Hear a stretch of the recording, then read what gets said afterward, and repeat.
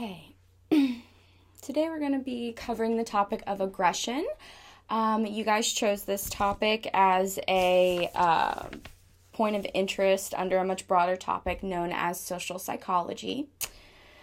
Okay, so aggression. What is it? Aggression can be defined in your textbook as behavior whose purpose it is to harm another. Used by almost every species on the planet, whether it be from ants, humans, dogs. Aggression does serve a purpose for animals. That's why we use it. Some examples of human aggression could be hitting your sibling when they take the last ice cream sandwich. Yeah, I've gotten pretty mad about that before. Kicking the vending machine that just ate your money because you're mad at it. Intentionally spreading rumors about someone you do not like. This is a different form of aggression, which we will talk about later. Okay, what is aggression's purpose? Aggression is all about resources. What are resources? In the animal kingdom, resources can be defined as food, water, shelter, territory, sex. In the human world, we can even expand upon these basic resources to include things like money, vehicles, connections, social connections. All those are considered resources. Animals solve the problem of resources in one of two ways: hurting others or helping others. This is either acting aggressively or acting non-aggressively, basically. Aggression, however, is not always the best way to solve a problem. Do we know why this is? Because aggression can often lead to outcomes that you were not anticipating. There is some merit to the saying, you attract more flies with sugar than you do vinegar. Or is it honey? Whatever. Okay, one hypothesis as to why we use aggression or where it comes from is the frustration-aggression hypothesis. This is a principle that merely states that animals will become aggressive when their desires are frustrated. This means that when animals want or desire something, the animal will become aggressive to try and meet that desire. Some examples of this could include a chimpanzee wanting a banana, but the pelican is about to take it, frustration. So the chimpanzee threatens the pelican with his fists, aggression. If this is true, then that means that anything that makes animals feel bad should increase aggression, if this principle is correct. Scientists generally agree with the theory, but they argue that the actual cause of aggression is not really feeling frustrated, but rather it is a result of negative affect. For example, shocked rats will attack anything in their cages. Study found that people who are made to hold their hands in ice water are more likely to punish others.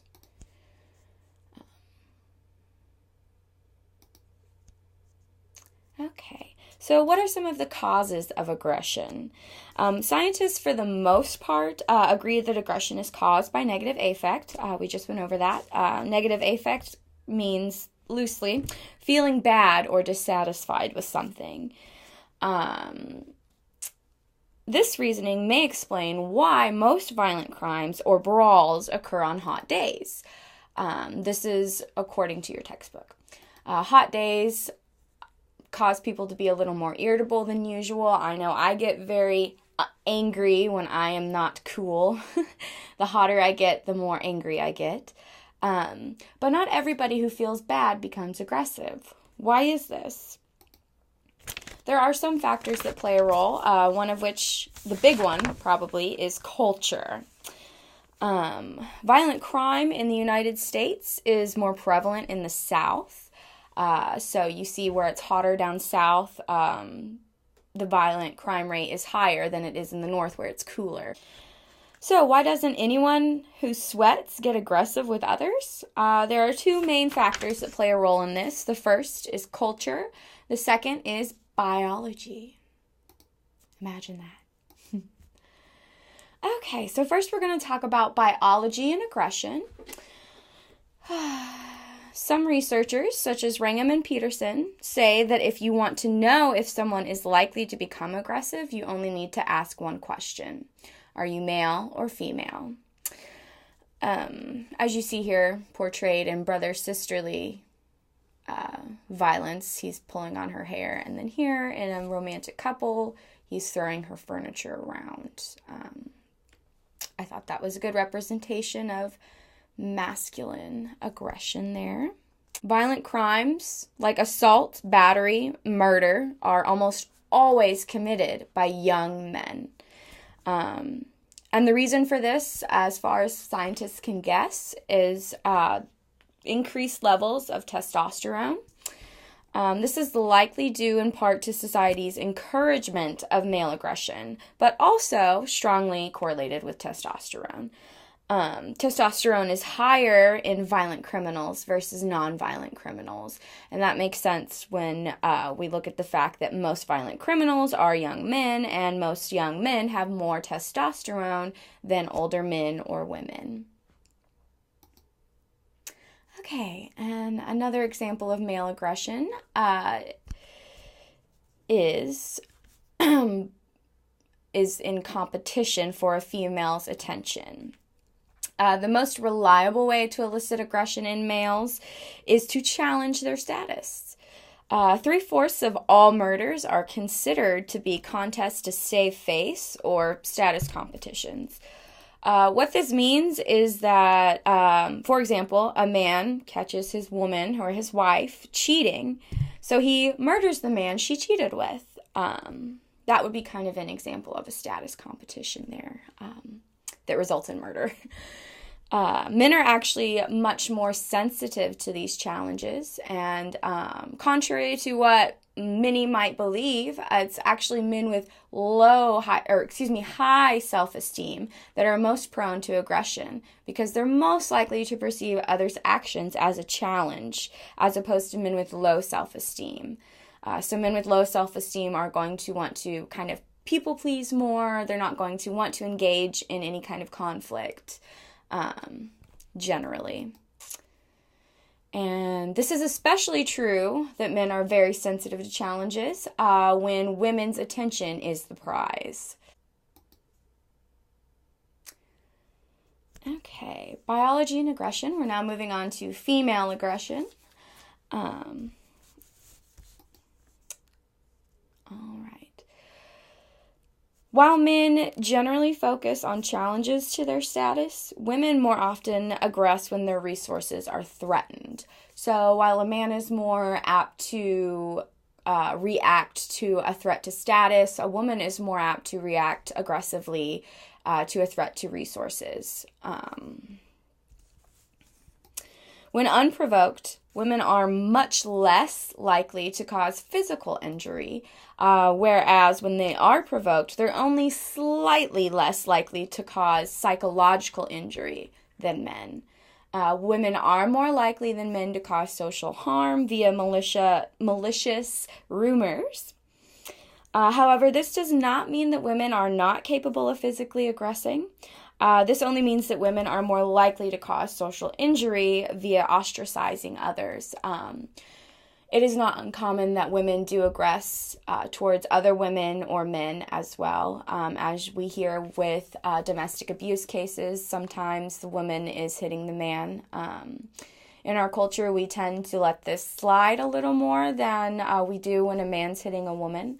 And that is due to things that are not covered in this topic, but it is unfortunate and it needs to be addressed.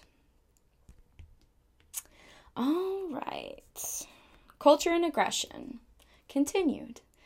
Very, very strong influence culture has on aggression. It very much depends on what part of the country you live in as well.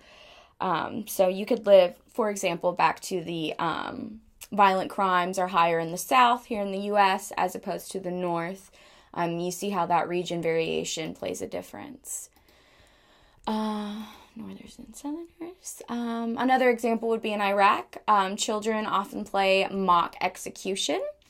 This is very common over there as opposed to in American society where boys are more apt to play games like this over here where we see him pulling on his sister's hair. That's kind of, what we see in America as opposed to in Iraq where death and murder and executions are a common part of day-to-day lives for their children.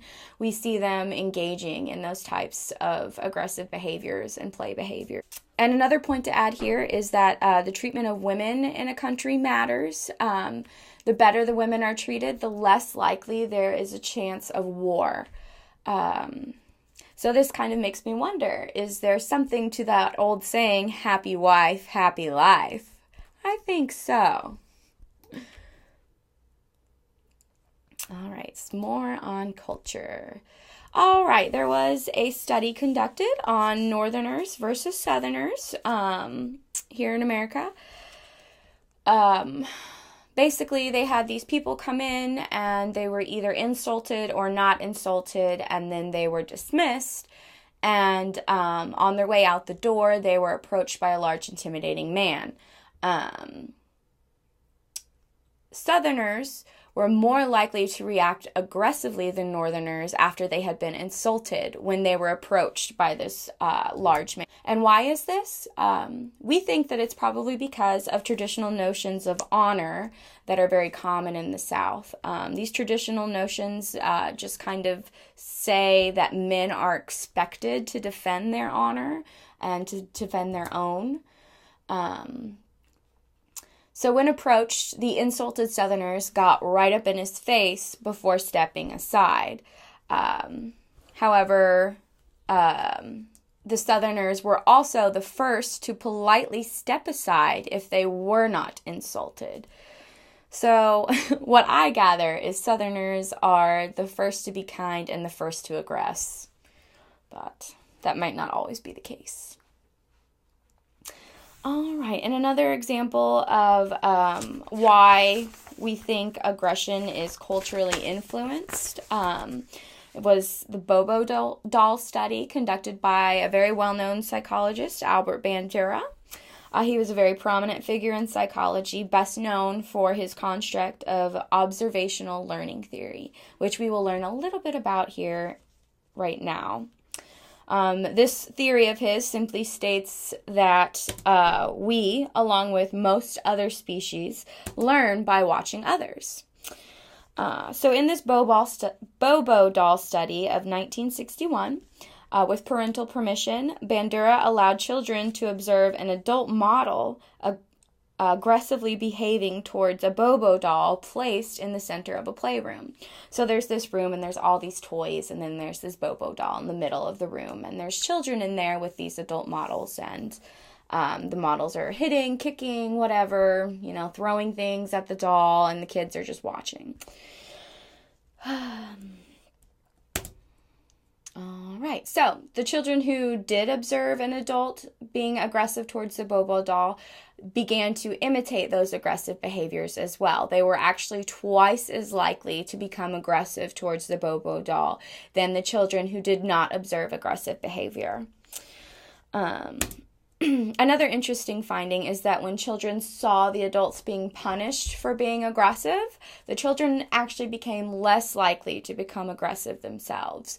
So once the children saw that aggressive behavior ends in a negative consequence, they were less likely to engage in that behavior because they wanted to avoid that terrible consequence at the end.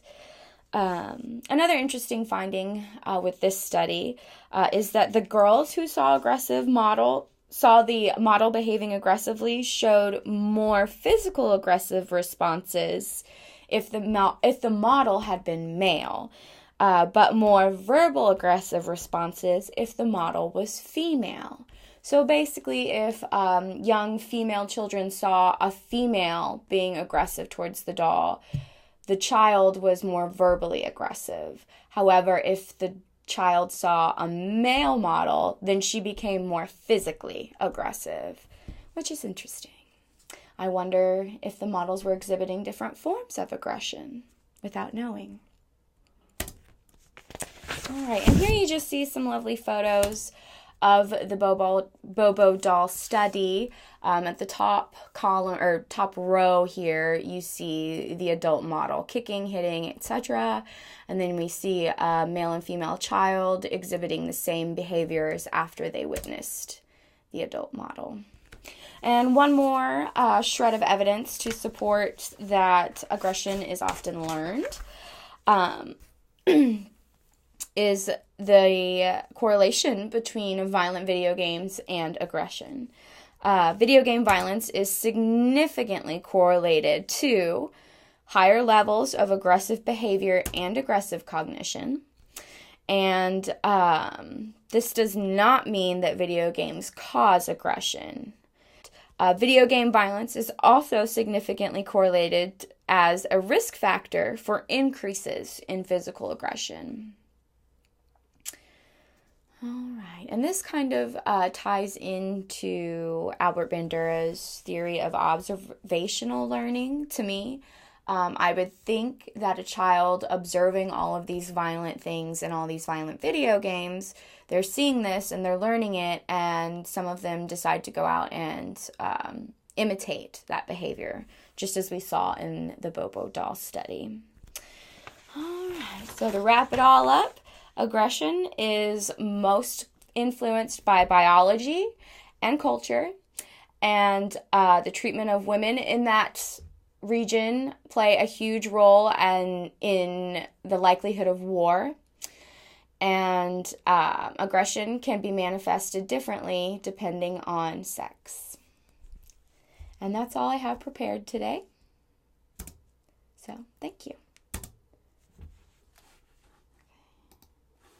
I hope this recorded.